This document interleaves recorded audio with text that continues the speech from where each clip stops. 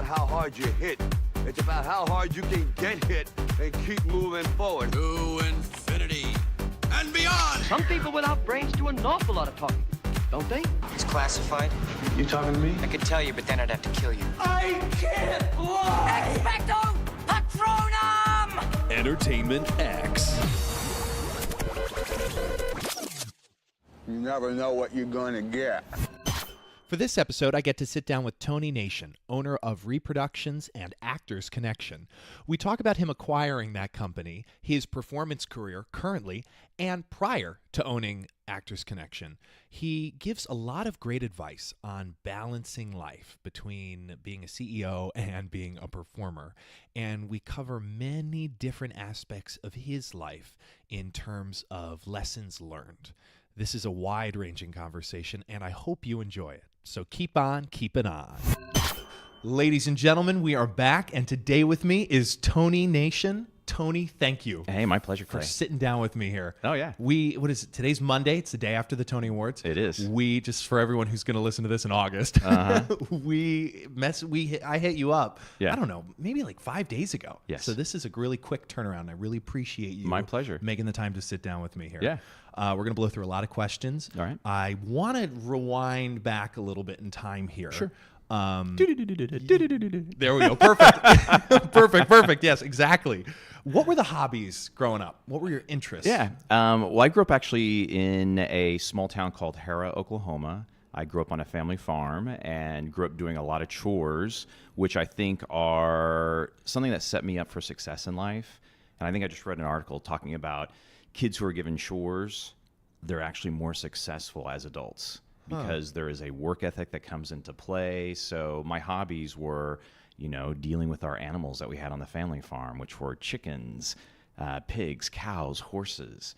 And then I was in Boy Scouts and I was in 4-H. And it's those things that my parents gave me as far as, again, opportunities and interests that I feel really, it's because of that and who they are, that shaped me into the person I am today. What's 4-H? Yeah, so 4-H is like FFA, which I'm not sure if you've ever heard of that. So FFA is Future Farmers of America. 4-H is a combination of both agricultural as well as leadership and many other things in between that help kids and teenagers to shape themselves for success in the future. Did you want to join that, or was it your parents? It was a combination of my parents showing us what it was, then we got interested in it, and all the opportunities that were there. So, and there's summer camp. There were different ways to get scholarships. Wow. So that's how I got interested in 4-H. Were you performing during this time? You know what? At that start point, no, that didn't start for me till I was actually in high school. Okay. And at that point, I think all kids are sort of like, what do I want to be when I grow up? What do I want to do when I grow up? And I saw a production of Man of La Mancha at Lyric Theater of Oklahoma. And I must have been a freshman or a sophomore in high school. And I saw this show, and I was like, that's what I want to do. I want to do what they're doing. And I got so bitten by the theater bug that it was, then for me, it was just total focus. And I started doing community theater. I got into drama class in high school. I started taking voice lessons. Eventually, I was taking voice lessons while in high school at the local college. So that's how I, started my journey as an actor. What was the balance then between literally taking care of the farm and performing? Yeah, I mean, it's busy. So for me, it was at that point, I was doing drama classes in high school, doing the plays that we were doing in high school, musicals. My senior musical was Fiddler on the Roof, and I was playing Tevye as a senior in high Yes, school. you were. But it was an incredible experience, and that was, so you just fit it all in. That's the best way to describe it. And when you're not really working a job as a high school student, your job is to go to school. Your job is all these things in between, all of the extracurricular activities that you do. Yeah. So that was how I actually, started my journey, and that's how I fit it in. Did you have mentors at this point in your life, or was this on your own, just your own drive? This is what you wanted? In high school, our drama teacher, Mr. Winters, he was definitely like the mentor, and what an incredible teacher he was. And he gave, not only to me, but to so many kids. And we had a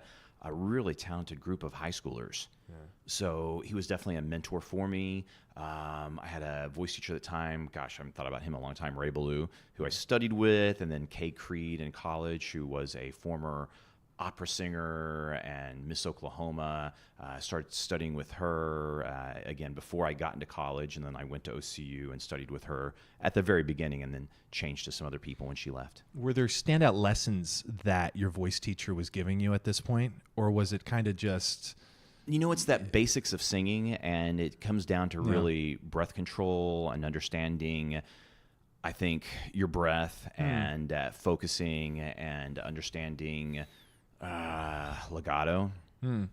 That's really what it comes into. And then as I went along, what really made impact on me was really the communication. Once you learn how to sing, it's then the communication of the spoken word through song, because why do we sing? Well, because we can't speak anymore in a scene if we're talking about musical theater. Correct. It's because we can't just say it in words. That's why we sing. Yeah. And it's learning that as an actor and as a singer, then how do you really communicate the song and tell your story? Right. And that's a whole nother step. So we learn how to sing, then we've got to learn how to really act the song. Yeah. And that's that difference. And it's interesting when you see actors who have never had to sing before then get thrown into a song, and either they're just totally perplexed, or some people it's a very natural thing for them. But it's interesting because I've seen amazing actors have to sing a song and they are clueless. Because it's a whole nother beast. What did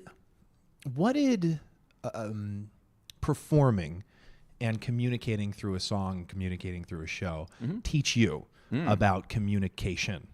In life? You know what? It is clarity. It really is about clarity and what message are you wanting to share and what's the story that you want to tell. And I think that comes down to, in life, not letting things get cloudy, getting clogged up, and really, having focus in your life. That's so important, especially as performers, because we can get drug into so many different areas, and you have to want to do this profession 110% or more, because there's too many other people in the business who also want to do it. Needs that focus. And it is about focus.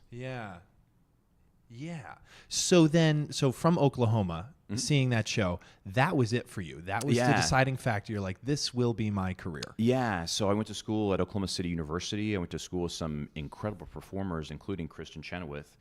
Did a lot of shows with Kristen in college. Okay. Right out of college, I toured with her in the Fantastics. She was Luisa. I was playing a Gallo. We toured over in like Hong Kong and Singapore and all the Malaysian countries. No way. All of us got heat stroke while we were out there because it was during the hot season and it sucked, but it was a really cool experience to start off with. Yeah. And then from there, actually, I moved to Chicago. I decided that I wanted to start off in a smaller market. So moved to Chicago. I got lucky and started working at one of the dinner theaters there called Candlelight Dinner Playhouse. Was working as a non-union member in an equity house, making $300 a week, not able to pay your bills, so then you have to wait tables on top of it. But I got into the EMC program, booked another show at Candlelight right after. It was the regional version of Cop at Yeston Phantom. Yeah. I was covering the Phantom, and I was going on a lot, and I happened to get all my weeks because they kept on extending the show. I was going on for the Phantom all the time, and then they were like, okay, first, you got all your weeks, but you're going on all the time as the lead role, so you have to turn. You have to become a member of Equity. So that's how I actually became a member of AEA and transitioned from non-union to union. Were you ready? Yeah, I was. I felt that because of my experience from OCU and then that experience of working with those actors in that theater, and you start realizing it's that thing of, okay, what level am I at? And I was feeling I'm at the very same level as all the people that are here, but I'm just non-union. And you can see a difference in some people, and you see a difference in talent levels, but it's sort of like the thing of, okay, I'm doing the lead role. And I'm going on all the time. So yes, it's time. I think for me, what I had to learn, which was they really don't teach you this in college, but it's how to sing 8 shows a week. That is something that you don't get the opportunity in college because you're doing at least at our school, there were 3 performances and the show was done. And so you didn't have an idea of, okay, what is it like to do that many shows and then doing it continuously? That many weeks, after week after week after week. And that's something that you really have to, I think, just get out there and start doing and learn your body and learn your voice. And it's all about breath support and breath control. And now that we're on mics, it's also a little bit different from, we had mics in Vega at that time, but they're just so much better now. And they support you even more, so you don't have to be Ethel Merman in a Broadway house any longer. Yeah, that's really changed it for the Broadway performer. Yeah, it has. It really has. I'm curious, rewinding a little bit here to your international touring with the Fantastics. Yeah. What did you learn about other cultures? Oh, And, yeah. Anything that stand out in your mind as you... Well, when we went to Singapore, we were taught that again. It's so funny that the summit is going on right now, but the laws are incredibly strict, from littering to what you can, gum chewing, to the things that'll happen to you, like caning if you're caught doing certain things. So incredibly strict. The food. Caning. So caning is where they take a cane, a sugar cane, and you're beaten with it. What? Yeah, so that's caning. And it's a very harsh form of punishment.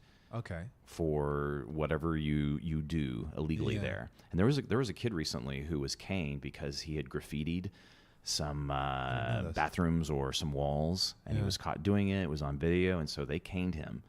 Wow. And that'll make you never want to do that again.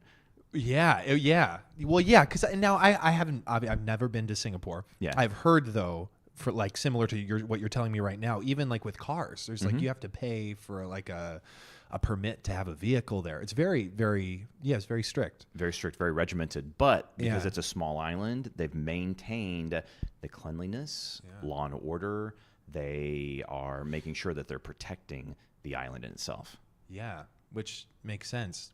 That makes sense. So as you're touring these countries, was there like standout moments of like, like the way things happen in Oklahoma aren't the way things happen in the rest of the world? Right off the bat, cuisine, because we all got there from a landlocked state, and the cuisine is all seafood. And all of us were not seafood eaters, and it was just this thing of like, oh my God, chili crab. I've never had this before. And I just remember all of us would be, kind of retching because we were not interested in eating some of the delicacies that were offered, and it was like, okay, where's the next McDonald's? Where's the next Kentucky Fried Chicken? Oh my goodness. Yeah. Now, as I was doing like research, my homework, whatever you want to call it, before we chatted, I was like realizing that you've done a lot across many platforms. Yeah. And that really fascinates me. Sure. Because especially as a performer here in the city, it's a smart idea to have many different creative projects, create your own, outlets and diversify, whatever word you want to use for it. Yeah. I want to start with Actors Connection. Sure. And how did joining that kind of come about? Yeah, so I was doing, at that time, that was in 2000, and I was actually working off Broadway doing Forbidden Broadway 2001. It was a new version of the show, which Forbidden Broadway reinvents itself every so often. And so I was asked to come in and do it because I had toured in the show across the country. I'd covered the show off Broadway. And while I was doing that show, one of my friends, Lisa Gold, had an opportunity to actually purchase Actors Connection. And I had seen the business in its original form, and I had told her, hey, if you ever want a business partner, I'd be interested. I see it's right in line with, what we both do as performers and how we can help our community. And she was like, thank you so much. I've already got a business partner, but, thanks so much for offering. So about 2 weeks before she was about to close on Actors Connection, her business partner pulled out. And she came back to me because she didn't have the money to make the down payment. And she was like, remember when you said you were interested in being like an investor in Actors Connection? How would you like to be a full business partner? And I said, sure.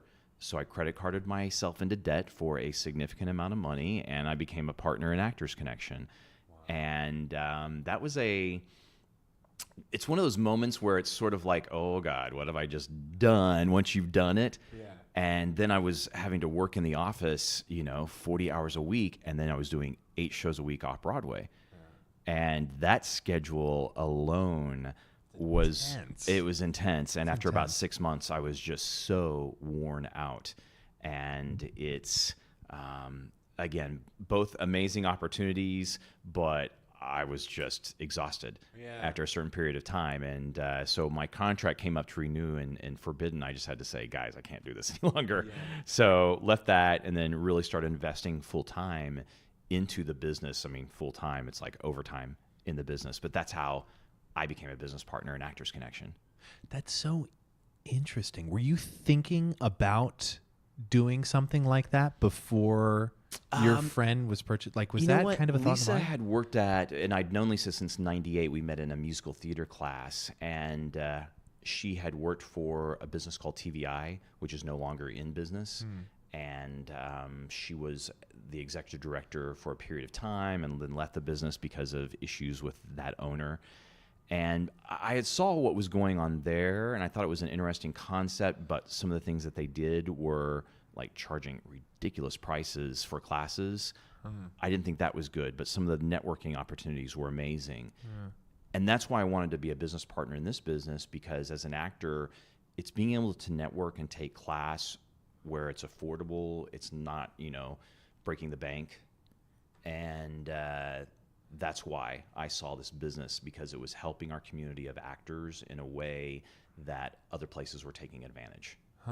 So that's why it interested me. Yeah, there can be a lot of that. People taking advantage of actors. Oh, yeah. Yeah, definitely. And it's always consumer buyer beware. Yeah, it is. And that could be a separate episode all in itself, talking about that. Oh, yeah. When you made the decision, was there did you consult one of your mentors or anything? Or was it kind of like you knew this is what you were going to do and you're like, I'll get this credit card and do it? Yeah, good question. My parents have always been incredible mentors for me. And so I had talked to them about it, and I'd asked them first for the loan. And at that point, they were just like, hey, we've just done something else as far as an investment, so we don't have the money. So it sounds like a great idea, but we don't have it. But they've always been mentors, and they've always been those people who I've looked up to in business. My mother is a real estate agent, has been a real estate agent, is still a real estate agent now after 40 years. And was number 2 in Oklahoma for Century 21 last year. No way. Yeah, and she's in her right now. She's in her late 70s. So that's amazing to be the number 2 realtor in Oklahoma in her late 70s, and she just loves it. It's her passion. That's awesome. Yeah. Jeez. And then my dad is, a man of many talents, from developing real estate. He's done additions and acreages in Oklahoma, rebuilds cars, flips homes. They're both really incredible people. My dad is 85 now, and he's still doing all that. Oh, shoot. Yeah. So real quick then, what did your mother teach you about asking permission?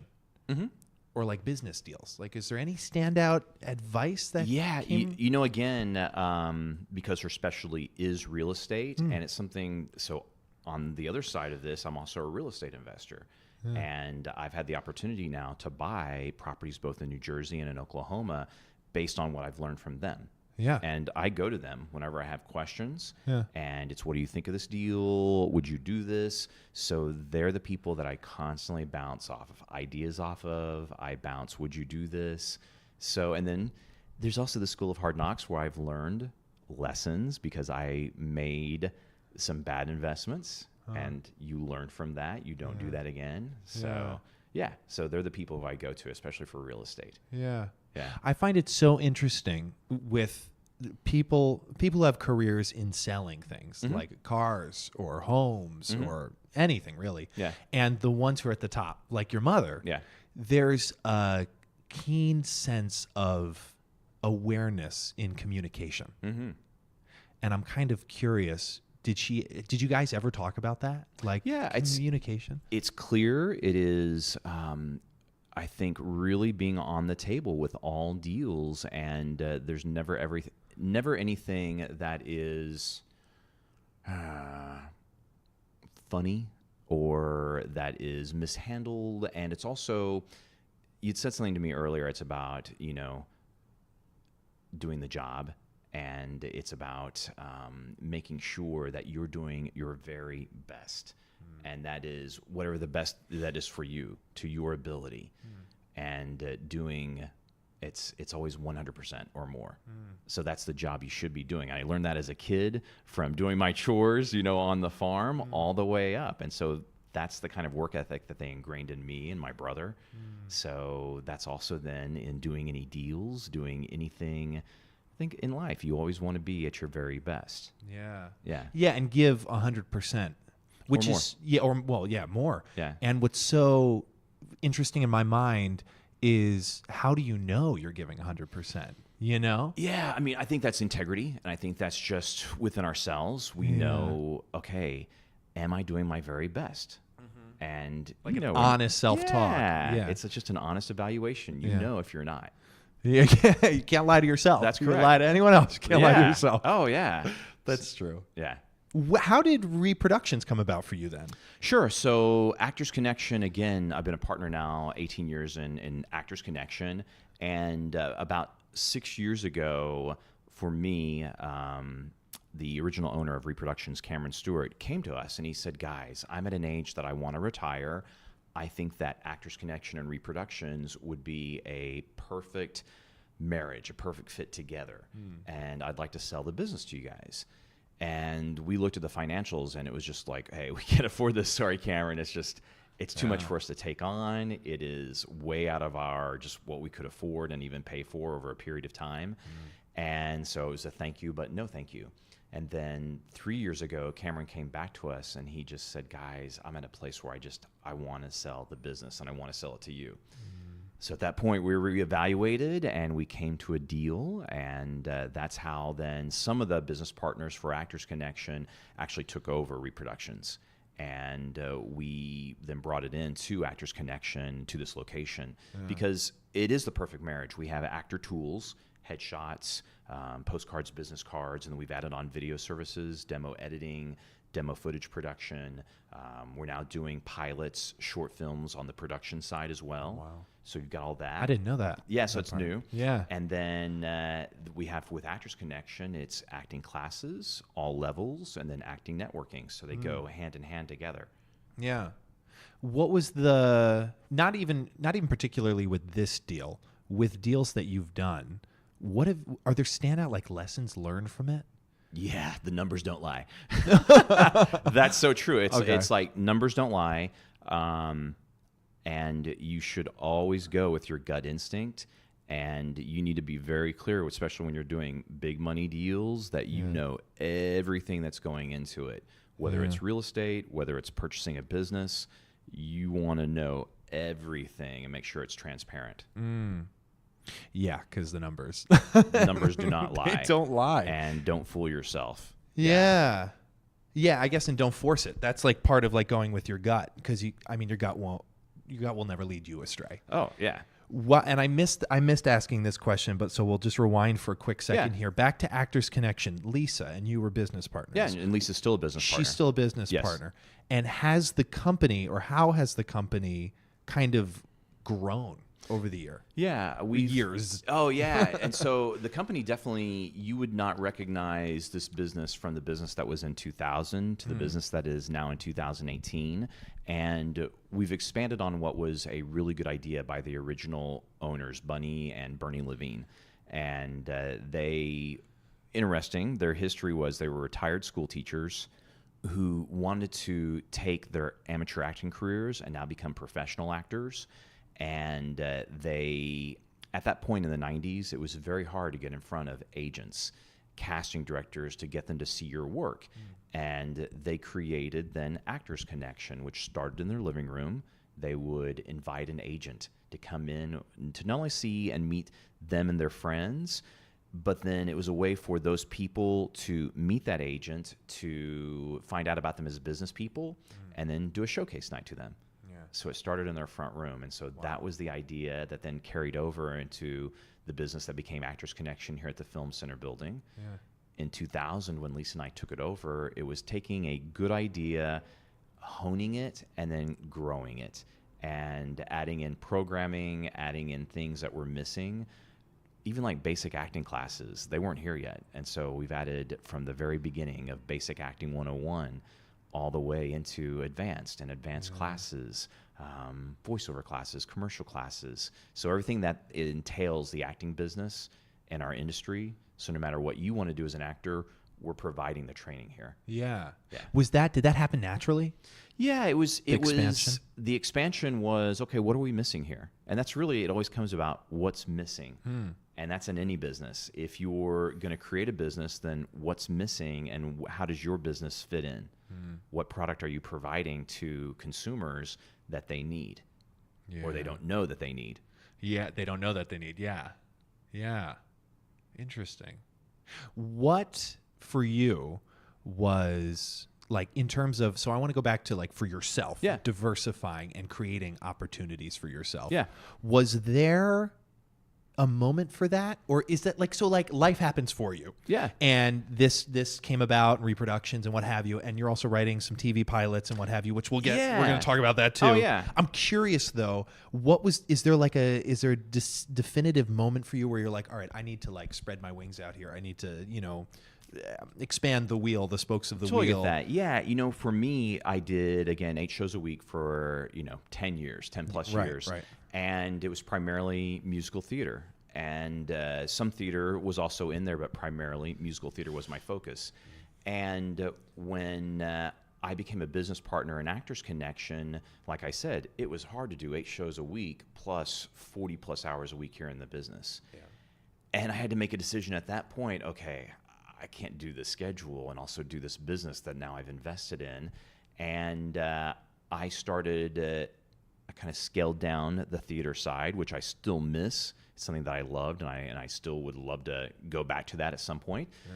But you only have so much time in your day and in your week. It's so true. Yeah, so then I diversified out of there, and I started doing some things that fit my schedule of Actors Connection. So I expanded into doing commercial work, voiceover work, film and TV when it came to me. I hosted a TV series for 2 years from 2004 to 2006 on Starz and the CEN network. So that was a show called Premium TV that would let you know what was up and coming on all the cable shows, from HBO to Starz to Showtime.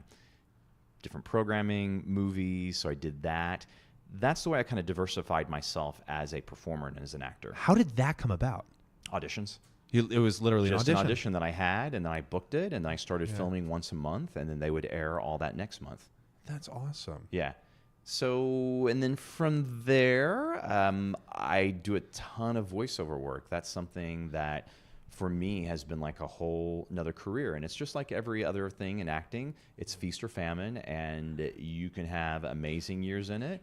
You can have flat years in it, but it's been very lucrative for me. Yeah. So that's been a really cool thing. And it was something I always wanted to do, but didn't have time as a musical theater performer to pursue. The voiceover careers. And I just started studying and working and taking classes here at Actors Connection. I was then also taking private voice lessons as well, as far as voice overacting. And because also voiceover is acting at the mic. Just so you know that. Yeah. And that's how I started into that business. So it was things that I could do that was not 8 shows a week. That was still, again, in our business entertainment. And then other things came around, which was writing and starting to develop pilot ideas. And that's been within the past 5 to 6 years. It was just some things that have been in the back of my mind where it's like, okay, I want to create this. I want to create that. And so started writing with my writing partner and one of our pilots. It's been picked up twice. Has never been greenlit, unfortunately. So we decided actually on one of them just to film it ourselves, part of it, and then shop with it. Yeah. So that's also a whole another area. Yeah. Yeah. And there's a lot to learn from that, which is so interesting though, because you're meeting so many people here at Actors Connection that I imagine some of that would bleed into, in a great way, into pitching pilots or knowing people in that, that industry. It's a whole nother area. And you just, again, it's a whole nother area when you're going in pitching. And it's been interesting to pitch. Like I pitched, I'll give you an example, the Teletubby guys. Yeah. So they were looking to start a new online streaming network, and they did. And actually, one of the pilots we wrote was going to be the original sitcom for them. They picked it up, verbal agreement, got into budgets, got into all that stuff, and then they decided after we did all this work, they dropped all original content. Yeah, and it's like after doing all this work and all this time invested, and then nothing. Yeah. And that's the way the business is. And it's sometimes, whether you're a performer, whether you're a writer, whether you're a creative, you learn from it. You know, it's that thing of, okay, what have I learned? What can I take from this? And how do I move forward? What doesn't kill you makes you strong. Yeah, it really is. So it's just like, okay, I can't let this, you know, feel like this is the end all. It's just simply, okay, how do I continue on and keep going forward now? What did you learn about? So was there a formal pitch? Yeah, I went in and I pitched them. I was originally pitching them on another pilot, which was a science fiction fantasy pilot that is easily per episode, it's going to be $5 million. Yeah. And after I pitched it, they're like, that sounds so cool. What's the budget? And I was like, well, it's going to be around $5 million, like a Game of Thrones episode. And they're like, oh, we don't have the money to do that. I'm like, well, there's just no way. I mean, CGI alone with this, all the special effects. Yeah. And they're like, we love that idea, but we don't have the money. So what else do you have? And that's when I pitched them on the sitcom. And so that's being able to go into. Wait, was that right on the spot? That was right on the spot. That's what happens. But you had the sitcom idea in your mind. Well, we'd already written it. Yeah. So I was able then, because we had written it, I was able to then pitch it and pitch the log line and to pitch, hey, this is the show. This is the idea behind the show. And they're like, we love that idea. Can you send us the full script? So then sent them the full script and they read it and they're like, you know, we want to pick this up. We love it. When you went in that day, were you ready to? Was that an idea in your mind that you'd be pitching the sitcom? Yeah, or was it's that thing of the... where you should always, when you're pitching, you should always have, okay, if this doesn't hit, what else have you written? Smart. That you can then pitch to them. And that's for anybody going in. If you're pitching at networks, if you're pitching to a production company, which that's what these guys were, Teletubbies, which their own production company. Yeah. And I was at a law office down in the World Trade Center. So they've invested in a law office, and then, you know, they use it for meetings. Yeah. Yeah. So this is, again, what I think any aspiring writer, creative, producer, it's what you've got to think of when you're getting out and doing your pitch live. What did you learn from pitching? That's a vague question. Yeah, I understand no, that. it's like, is there things that stand out that you were like, oh, wow, didn't expect that? Made you better communicating? Again, for just reading, it's always be prepared to be able to pitch with other projects in case your first initial pitch gets rejected or they don't have the money. Yeah. So that's, I think, what I learned from that. And I think it's also in any meeting that you go into, it's being able to feel comfortable and to ground yourself, and it's just like, you know, auditioning in its own way. Yeah. Being centered. And that you can center yourself, and really you're showing who you are, because when you're pitching, they're buying you. Yeah. And they're buying your ideas, your project, you as the creative, you as the writer. So it's the whole package is being purchased, and you're coming along with that. Yeah. And you don't want it to be where they're just buying your project and then getting rid of you, because you want to be on that creative process. Yeah, you do. Yeah. Yeah. Yeah, because it's your idea and because you want to be a part of it. Correct. So for writing, I'm curious about your writing style with these pitches, with these pilots. Do you write in the morning? Do you write at night? I tend to write at night, just because for me, and a lot of times I'll go home after a day and I'll start just ideas. I'll start just writing out ideas. Do you type them? For me, I type because it's just, I'm a really fast typist, and it's easier for me just to like. That's a lost art form. Well, you know Being what? a typist. Yeah, it's that's something I recommend to anybody. In fact, any kids that are listening to this podcast, get on typing programs. Learn how to type. You need that on working on any computer. Yeah. But it will just help you. And for me, like, I'm looking at your notebook here with everything written down, and I used to do that, and I don't do that anymore. I type everything out, and then I can store it, and I know it's always saved online for me. Do you use like Google Docs, Evernote? I use Google Docs. I use I'll just type things as a draft into like emails, and then save it as a draft for ideas. Yeah. In fact, right now, my email on one of them, I've got at least 9 ideas written out which are in email format. Like And 1,000 words. easily on some of them, Yeah. or more. And Okay. I've got some where I've written out, like I've got a feature film right now idea that I have actually written out, and it's all there. Yeah. And now it's just simply taking it and now starting to turn it into a script. Wow. So When you get stuck on a plot line, Mm-hmm. is there a way you break through that? yeah, you just have to go and I think it's just letting in your subconscious mind just dwell on it, and then it's like ding. And it just comes to. Yeah, at least for me, that's the way it works. Yeah. And do you listen to like music, or you're just like an hour before bed, or is it like For me, I would say I don't listen to music when I write. For me, I need quiet so that my brain is fully focused. Yeah. Yeah. And is it full, like for instance, when you're like, okay, I'm writing this pilot, is it 1 hour a night, or is it like 3 hours, or is it kind of like, I'm It starting at varies. 8 and we'll see how long I go? Yeah, I'm going on to Las Vegas next week to celebrate a friend's birthday. Oh, sweet. And I'll probably, like when I'm on the flight, I'll probably write for 5 hours. Oh, yeah. That'll be something I'll do. And I've found that flights are like a really good time just to sit down. I wrote a pilot, something that I still need to write my second draft, but I wrote this pilot just on a flight from California to New York. That's insane. Yeah. So Do these ideas naturally, they just come to you? yeah, it's just, it's, I think for anybody who, is a writer, it's just Wants to tell simply- stories. It just, Yeah. they come to the mind. Yeah. Was there a moment where you were like, I'm going to start writing pilots? Or you're like, what I want to be in or what I want to do is not being created. The stories are not being told. So was there like a definitive, I'm going to do this? Yeah, it was, I think sharing this idea and sharing an idea with one of my friends who's a writer, and that's how we collaborated, and then collaborated then on the next pilot we wrote together. And then I've written a pilot, on my own, and then I'm writing this feature film script on my own. So Did you read any books about it or take any classes? yeah, I or took anything? classes, You did? and Okay. then also read on it as well. Any books that come to mind, or was it articles or? I I don't mean to put you on the spot. I read one called, what is it? Screenplay by Sid Field. Mm-hmm. It's like, I don't know, that big. What is that? 500 word? 400 maybe pages? 300. 300 Yeah. pages? Great book. Yeah. And I've only read one book on it, but I was like, oh wow, there's so much that I didn't know about it. You Yeah. references Citizen Kane and like these like iconic screenplays in it. So that's why I was just wondering if anything. I would say it's more the pops. screenwriting courses that I've taken. Yeah. They've been so helpful. Yeah. And then it's just doing it. It really gets into just doing it. Yeah. It's doing it, failure, doing it, success. Yeah. And you just got to do it. And you Yeah. got to get in it and just write. Yeah. Yeah. It's like the knowledge without action is worthless. Yeah. In a way. Yeah. I want to change gears for a second here to mentors. Mm-hmm.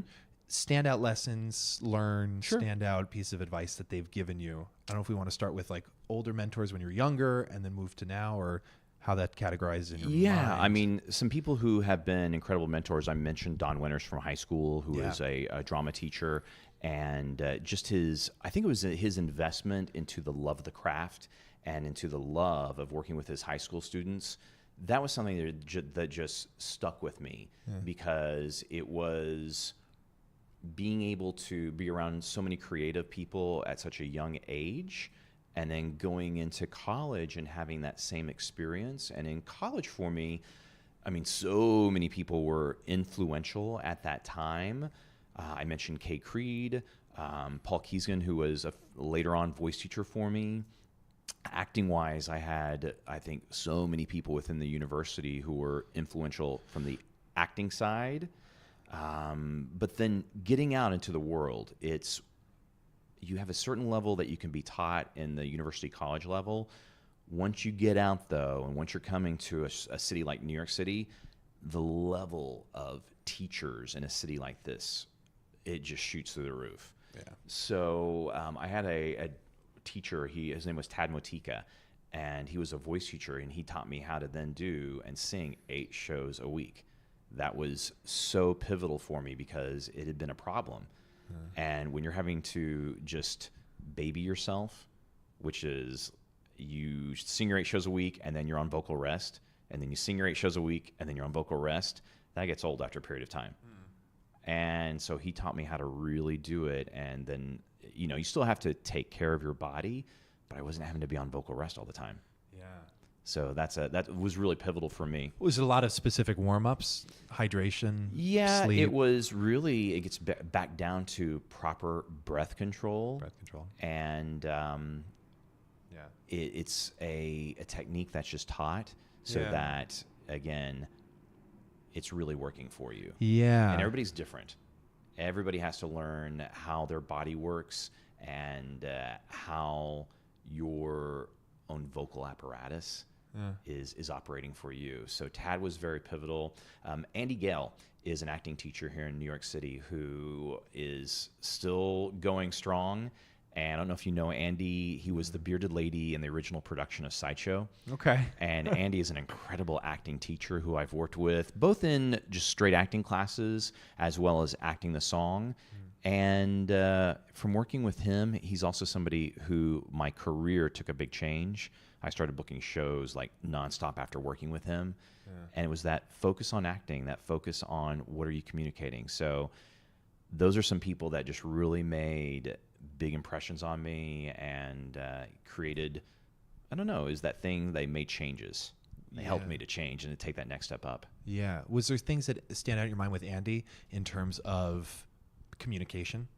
Yeah, it was taking risks and really with him, and it's kind of an interesting audition technique. And it's whether you're going into the audition and whether you're actually singing to the person who is behind the audition table or not and communicating. And I don't recommend always doing it. In fact, you want to pretty much avoid it, but there's at times where you should feel it's okay. And it's okay to bring them in now to the scene. And that was something where he's like, take a risk and be able to say it's okay to do that. So that was interesting because we'd always been taught not to do that. And I still don't think you should do it at all times, but there are moments when you can bring the audition panel into the work. Interesting. You have to make that choice, though. And you don't want to do it all the time. And you got to commit. You got to commit. You can't be afraid. And if you're going to do that. Yeah. And so it's just, when are the times that you're going to allow yourself to do it? Yeah. Yeah. Now, with Andy or any other acting teacher, are there any standout lessons learned on vulnerability? Oh, God, yeah. And, you know, it is, again, that's being able to allow yourself to fully drop all masks, to fully drop everything that you think you're supposed to be, and being able to show. In fact, that was something that I remember like studying around the time of the World Trade Center and what happened on 9/11. And I remember being in class with him and so many people having, including myself, just these emotional breakdowns because of the level of stress at that time and what we were going through here in New York City. And it's okay. That's the thing, is learning it's okay to show who you are and yourself at your most vulnerable, your most, basic level. And so that was just, that was an interesting lesson to go through. Yeah. I asked that question because particularly when it comes to auditioning, that's really what casting directors want to see. Oh, yeah. Is who you are, Yeah. your soul, for a glimpse of it, Correct. for a second. And and I'll put myself in that category. Occasionally you have that thing where you go and you're like, let me put my best self on. Oh, And yeah. it's like, you want to have your best self and be prepared and be professional. But the second you start whatever you're singing or speaking, it's that. Yeah. It's It's that allowing honesty that. and allowing that you to come through. honesty. Yeah, great Yeah. answer. That's a great answer. Switching gears again, we're doing a lot of hopping around Yeah. here. What advice would you give a young performer Sure. on creating their own opportunities? Yeah. I think that, again, in this business, you have to know that if you want to pursue the acting career, whether it's straight acting, whether it's musical theater, you have to know that this is what you want to do, and you need to be so passionate about it because there's way too many people who want to do our business. Yeah. It's incredibly competitive, and you also need to know when you first get into it, you're not going to be making a lot of money. Isn't that the truth? Yeah, and we all have to pay our dues. Yeah, we do. And even when I was working off Broadway, I was making like $600 a week doing Forbidden Broadway, and that's pretty much still where off Broadway work is at. Is around $600 Thereabouts. as a lead. And you need to know, again, until you're on production contract which is Broadway, national tour, you're not going to be making a lot of money. You're doing this for the craft. You're doing it for the opportunity to build your resume. And I think as a young performer, you got to know, hey, I'm going to put time and energy and money, and I'm not going to make a lot of money into this, because what you'll pay on voice lessons alone sometimes will be more than what you're making in a week. Yeah. But Yeah. if you're willing to, again, it's that thing of when Kristen Chenoweth won her Tony Award, is like, oh my God, she's a star overnight. Where'd she come from? That just didn't happen. She had worked so many years before then. She had come out of school and, was working at Paper Mill Playhouse. It was, she got her big break doing Steel Pier.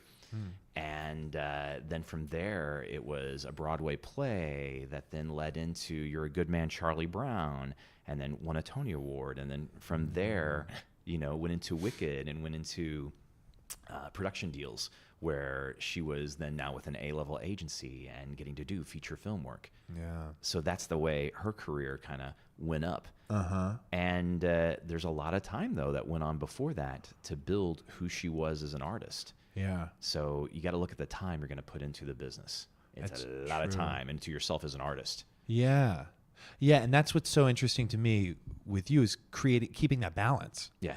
Because you're putting that work and that into the voiceover and the film and the television, the whole thing. Yeah. But yet you're still, running a business here. Yes. So it's keeping that balance. Yeah. Do you compartmentalize different things? Like, do you have? I don't know how that sounds emotionally unhealthy. But I mean in terms of like compartmentalizing like the work here, and then you shut this off, and then you go over to your performing, and then is there techniques or anything that you kind of have? Again, for me, the majority of time spent is going to be here, of course, in the businesses. Of course. And then from there, like if I go on an audition, I'm going out for 30 minutes to an hour auditioning, coming back. If I book it, then I'm out for an hour, maybe 2 hours on a week to do the job for a voiceover job. If I'm going, like I was on Bull on CBS back in January, when I went in and shot the role for that, I was out for only half a day. Wow. So it just depends on film and TV. It depends on the voiceover job that you're doing. How do you schedule it in? Yeah. And for me, like right now, I can't do 8 shows a week because I don't have the time. So that's where for me, I can't do that. Not at this point in my life. I do have to schedule. I do have to look at, okay, how am I going to fit everything in? And whether it's working all day, going home, working for an hour, whether it's on writing or on a project idea or something for business, that's how I do it. Yeah. And then still being able to go and do research. And for us, it's going to see shows, it's seeing film, watching television. So right now I'm rewatching Battlestar Galactica. Okay. The sci-fi version. Yeah. Just because it was so good and so well written, and it's, I don't know, for me, it's the thing of also I watched it so long ago, and it's sad because I'm watching it going, I don't remember any of this. And I remember the original miniseries and a few episodes out of it, but then I was like, okay, I don't remember any of this. So that's kind of good and bad for the brain where we forget that you can go and watch a whole, TV series again. And it's completely out of the, Yes. Oh, that's funny. Yeah. Do you get work done on your commute? It do you varies. listen? A lot of time I'll chill out. I'll read. I'll read novels. I've got to say, I used to be just a voracious novel reader. I would read easily 2 to 3 novels a month. Wow. And now if I get one in, I'm good. And it's simply, you know what? I will say that's just choices, and whether I'm now playing a game on my iPhone or watching something on my iPhone. Yeah. I was reading many more novels myself, like, I don't know, a year ago. And now it's a lot of like information books. Mm-hmm. But I want to get back to the stories, because there's some really good books out there. Oh yeah. We will get to that. Okay, we're gonna do a few more here as we're wrapping up. Sure. Kindness. Yeah. I want to talk about kindness. Yeah. In terms of relationships in the industry, theater industry, film industry, television, all the industries. What did your parents teach you about that? And what are your views on relationships? Sure. Well, I mean, kindness, it's the golden rule. It's treat others like you want to be treated. And I think there's no reason that you cannot in life show others, again, when you get back to honesty and when you're showing your vulnerability, I think that's where kindness also comes in. And it's so easy, I think, to sometimes not be at our best. And when you're having a bad day, and then if you want to vent on others, and that's when you catch yourself. And it's just like, no, that's not the way that I want. And also, it's reflection. What you give comes right back at you. And I think for me, I always, because of some lessons in life, I always run some things in my mind before I say it and think about what are the results going to be. So it is, again, kindness is everything. And you never know when the simplest thing that you've done has made such a big impact on somebody. And that it comes back to my parents and just what they taught me as a kid and growing up and what they still teach me on who they are. My parents are incredibly generous and kind people, and so I learn from them continuously. And again, I always want to, for me, it's always, how do I give back? How do I give back to others, whether it's in my church, in my community in Jersey City, or here at Actors Community Connection? How do I give back? Yeah.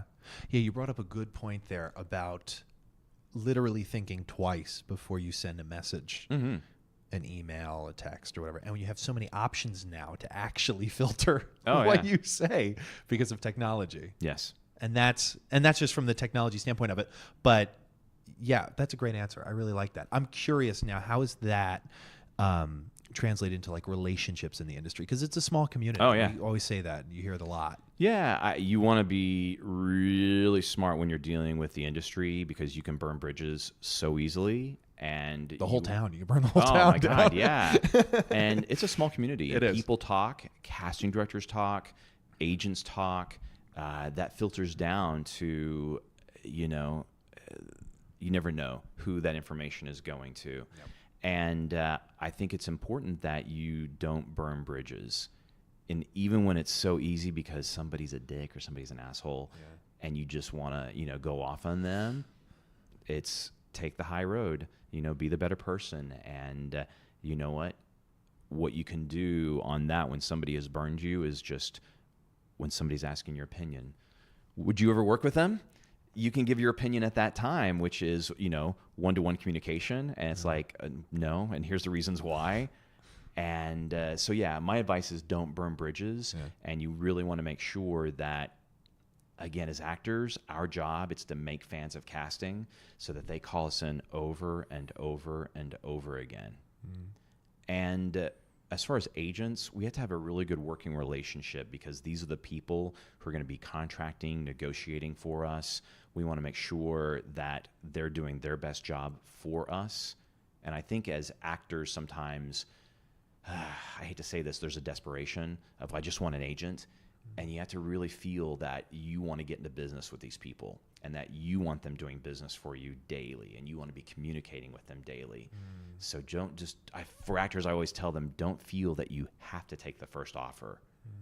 Really make sure that it is a mutual relationship you're getting into and that this relationship, you want to build business together. Yeah. That's a good point because usually it's felt sometimes from the actor's standpoint that is one-sided. Yeah. So that's good. You're bringing up a really good point there. What advice would you give someone who's stuck between their dreams and reality? Yeah, I would say sometimes you just need to evaluate, and it's if you don't feel you're making progress in the business, sit down, write it out. That's helped me a lot of times where I've just started writing out, typing out, hey, these are all the pros, these are all the cons, and is this working for me right now? Am I making the headway that I want to make? What's holding me back? Maybe I need to really evaluate. Am I at an age and a point in my life where maybe the career is not going to happen? So how can I do other things in my life that are going to make me happy and that are going to get me to where I want to be? Yes. And it's this honest communication. Yeah. With yourself. Yeah. Because you have to be honest. You do. Yeah. I mean, you do. That's good. I really like that. Yeah. I really like that. Who are you when you're at your best? Tony Nation. Tony Nation. Yeah. You know what? For me, it's when I'm at my best, I am It comes down to just happy and joyful, and it's that when I'm at my best, you know it, and it's almost like you're singing. Your body sings. That's a really good way to describe it. That's a great analogy, yeah. And you wake up and you're just like, I can't wait to get on with my day. I'm so excited to do this, this, and this. That's what I love. And I feel, again, I'm thrilled that I get to do so many things that I love in my life, because there's so many people who are not happy with where they're at because they're not doing what they love. They've either not had the opportunities, or they've pigeonholed themselves, or they're stopping themselves. And again, there are so many opportunities that are available to us, and is the brain holding us back? Is it how we viewed ourselves, where we are boxing ourselves in? So sometimes you have to get out of your own way. Yeah. Do you meditate? You know what?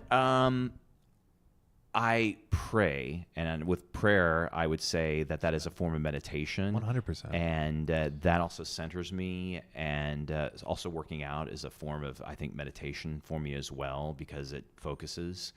And the power of prayer is incredibly it's so powerful. Yeah. And whether it's just simply you're of a religious base, you're of a spiritual base, you are of a nature base, it's whatever grounds you and centers you, that's what's important. Yeah. Yeah, because that's a great place to come from to answer these questions that you're saying, about that honest communication with yourself. Have I pigeonholed myself? Yeah. What have you? How do you stay in the light in this polarized world of darkness and light? Yeah, I mean, hey, these are interesting political times, and no matter if you're a Republican or a Democrat or an independent, we have some big issues going on right now in our government and in our world. And I think you just have to look at always the positive. This administration that we currently have is only going to be in office for whether it's 4 or 8 years and maybe less. I think that, whether you love the administration, whether you hate the administration, it's at a federal level. And they do what they do. And so I know that it's conflicting for a lot of people. And I don't know if you know this, the suicide rate is at its highest that it's ever been at in the past 30 years right now. And we had a couple of very high profile suicides last week. Yeah.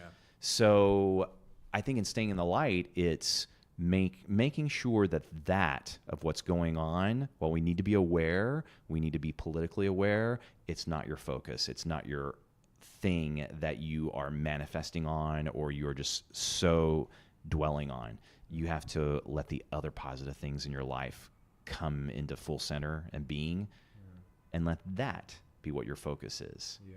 So we have to, again, be politically aware, know what's going on around us, but don't let that just eat us up. Yeah, because where that focus goes, energy flows. So yeah. It's really what you just said. Yeah. What are your views, or how do you view happiness? Yeah, I mean, happiness is when, again, you're doing what you love. You're with the person you love. You're with your family. You are, you're getting to perform on Broadway, and that makes you happy. Performing in film and TV. You're a writer. I think it's doing what you love and living the life that you love. Yeah. So that's in the creation. That's what we get to do as creators. And I think everybody's definition of happiness is different. Yeah. Yeah. 100%. Do you have a burnout or like a wake-up call story that comes to mind? I'll give you a wake-up call story. When I was in Chicago, and this was sort of turning a negative into a positive, I was very lucky. I worked from show to show to show. I did a combination of both leading roles as well as roles in children's theater. And I worked at primarily 2 of the theaters there. It was Candlelight Dinner Playhouse, which is no longer there, and Drury Lane South, which I'm not sure if Drury Lane South is there any longer. But I was actually asked to come in and take over a role in a show called A Grand Night for Singing, and that was at Drury Lane South. And I'd done many shows there, from main stage to children's theater. And I had come in. It was an all musical show, music review of Rodgers and Hammerstein. And I was given one rehearsal with the music director for an all-singing show. And I was working with the stage manager for a week of blocking as far as how I was going to be, put in and my put in for the show. And I just asked, I said, would it be possible for me to get a second rehearsal, because this show is all music and it's all harmony. It's all, it's not easy. It's not just like I'm singing, solos all the way through the show. Yeah. Well, the music director didn't want to give me the second rehearsal, so I kind of pushed for it. Finally got it, got into the rehearsal. I was given attitude the whole time. She was belligerent, was not a nice person. And we got into a fight, and I made her cry. And then I felt like we kind of wrapped everything up, and I felt that, it was case closed, went on. I got a call the next day, which was from the stage manager, where Tom said, you know what, Tony, I'm so sorry, but the music director feels you're not ready to go on, so unfortunately, you're not going to be able to do the show. Yeah. So I was devastated because I'd never been fired from anything in my life. Yeah. And then I tried to also plead my case, which was, hey, Tom, I want to let you know, this is what happened. And it then became a case of, well, this is your word against her word. Yep. So it was that moment of time where you're kind of devastated because you're fired. And then it's also your integrity is being challenged. And it was my work ethic that I knew where I was at. And it was like, okay. So because of that, though, I decided to make a change. And my change was, okay, it's time for me to get out of Chicago. It's time for me to go to New York or LA. And I chose to come to New York based off of this was, for me and my stage background experience, this was the city for me. So it got me off my butt. I moved myself to New York, and it was the best decision I could have ever made. Wow. So again, out of a really, sucky situation, and for me, something that was, I was kind of devastated because it was like I'd never been fired. Yeah. And it turned around my career, and it's the best thing that could have happened to me. Yeah. So to that music director who's out there, thank you very much. You really helped me out. And it made a total change in my life. Wow. So sometimes out of the greatest of, just horrible situations, a great positive can come out of it. Yeah. And so that's where, first thing for me, it was a very pivotal moment of my life. Yeah. And I'm glad it happened because it got me off my butt. Yeah. Yeah. Do you have like most gifted books or books that come to mind? One of my favorite books out there, it is called The Greatest Salesman in the World by Og Mandino. Okay. And it's a little thin paperback book. You can read it in easily 2 hours. And the overall premise of it is the greatest salesman in the world has decided to share his information with his next apprentice. But he's given his apprentice the choice. Either I can just share it with you, or I can share the information with the world. And the apprentice says, you know what? Let's share it with the world. And so everything is written into these scrolls, and it's all advice on how to, again, become the greatest salesman in the world. But unfortunately, those scrolls were lost for many, many years, and then they were discovered by Og Mandino and then written into a book. And it's fascinating. The information and the knowledge. For instance, one is when I go out into the marketplace, I will not sell what everybody else is selling. I will instead sell what makes me unique, what makes me an individual, and what makes me special. And that's how I will also become the greatest salesman in the world, because I'm not selling what everybody else has. And that's just one of the little informational sections in the book, one of the scrolls. Fascinating, though. It's just such incredible information, and it made a huge, when I read it in the mid-90s, it was like, oh my God, I read it and reread it because it was just inspirational for me. Yeah. And it was a fascinating take on, again, the idea of selling, and in every form of life, we're selling. Whether it's in relationships, whether it's out in the world, whether it's in business. Getting coffee. Correct. I mean, you're having a transaction with the person. Correct. Yeah. Yeah. So that little paperback book was something that was truly inspirational for me. Act 1 by, I think it's Kaufman, guy who wrote Light Up the Sky. Oh, it's not Act coming to my mind. One, it's fascinating. It's by, one of the playwrights who wrote You Can't Take It With You. Yeah. I've read that and reread that multiple times. read it. And it's just a fascinating tale of his life journey and how he went through the Depression, became a playwright, his whole journey through that, and fascinating. Yeah. So definitely recommend Act One as for any actor or writer because it is incredible information and an incredible story. Definitely. Definitely. Are there changes that you've made in your life that have increased positivity and decreased negativity? Okay, so I took something that will probably be very controversial for some people on this podcast. Two different programs. So one that I took, it was a program that is through this gentleman, and it's called the Millionaire Mindset, the Secrets of the Millionaire Mindset, and it's Peak Potentials, and they have a whole form of courses that they offer in every area, from business to marketing to being getting out and being like train the trainer, which is how to actually get in front of rooms and actually speak to people. Yeah. So it's public speaking, but then also with a message. Yeah. That's something that I took that was incredible. And then I also took something called the Forum, which is going to be very controversial for some people, but I did, which was their Forum weekend. And I also then did the Advanced Forum. And what I got out of that, which was the knowledge is incredible and very powerful. And if it works for you to go on with their programming, that's awesome. It didn't work for me after a period of time. Yeah.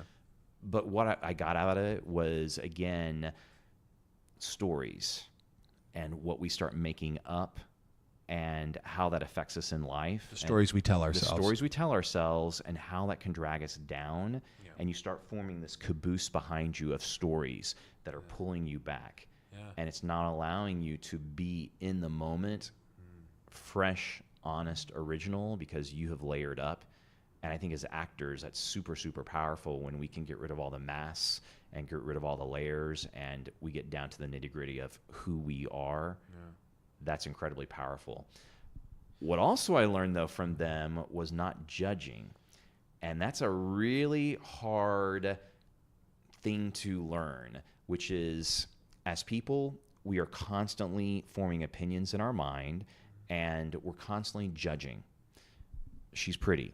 He's ugly. He's a horrible person. Oh my God, they're an asshole.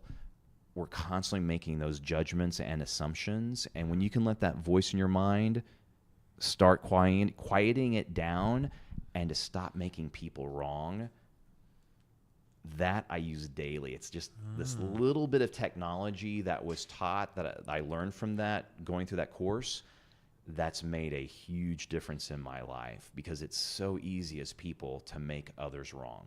And do you is that something you do on the spot? If you catch yourself making a judgment? Myself doing it, where it's just like, oh, you're judging, stop it. It doesn't help. Yeah, it does not help. And because what happens when you do it, you'll take it with you and you'll let that take you through your whole day on the train. The next day. Correct. Yeah. And it's just the thing of, okay, how can I divorce it? How can I get rid of that so it's not affecting me to where I have a bad day, to where I have a bad week now because I'm still dwelling on it? And yes, there are things that have happened to me where it's so hard to divorce.